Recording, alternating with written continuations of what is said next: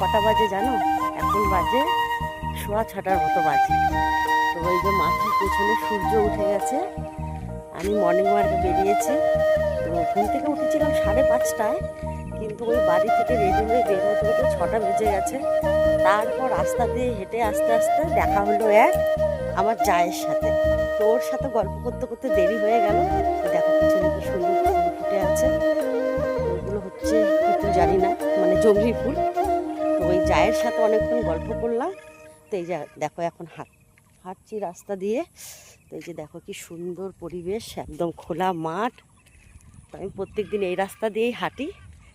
এই যে দেখো এইগুলো মনে হয় আর 2-1 বছর পরে এদিক দিয়ে আর কি দুপাশ দিয়ে বাড়ি হয়ে যাবে। এগুলো সব প্লট করা।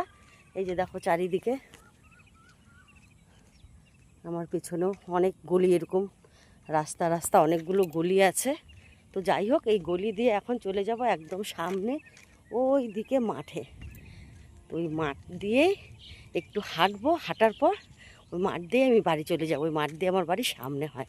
তো চলো বন্ধুরা, টাটা।